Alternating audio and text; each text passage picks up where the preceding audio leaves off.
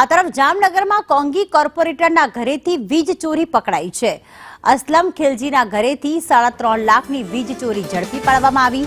Ward number 12ના કોંગ્રેસના corporator છે અસલમ ખિલજી।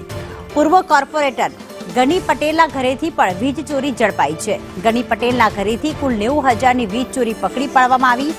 વીજ જોડાણ મુદ્દે પોલીસે પીજીવીસીએલને સાથે રાખીને પેટ્રોલિંગ કર્યું અને બે અલગ અલગ ઘરોમાંથી એકમાંથી 3.5 લાખ બીજામાંથી 90,000ની વીજ ચોરી ઝડપાઈ છે। ઉપેન્દ્ર અમારી સાથે જોડાઈ ગયા છે। ઉપેન્દ્ર, પીજીવીસીએલને કોઈ બાતમી મળી હતી કે અહીંયા આ પ્રકારે વીજ ચોરી કરવામાં આવી રહી છે? ચોક્કસથી જણાવ્યું કે જામનગર શહેર અને જિલ્લામાં પોલીસ તંત્ર ફૂલ એક્શનમાં આવી ગયું છે અને અસામાજિક તત્વો સામે કડક કાર્યવાહી કરવામાં આવી છે। ત્યારે વીજ તંત્રને સાથે રાખીને વીજ ચોરીના સંદર્ભમાં અસરકારક કામગીરી કરવામાં આવી છે। ત્યારે જામનગરમાં પણ આ રીતેની કામગીરી કરવામાં આવી હતી। ત્યારે જામનગર શહેરના જે પટણીવાડ વિસ્તારમાં છે તેના રહેતા જે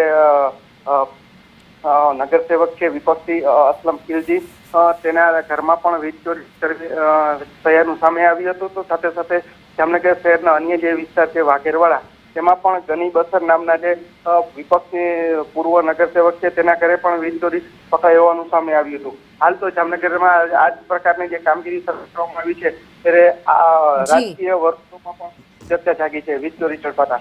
આભાર ઉપેન્દ્ર તમામ વિગતો માટે।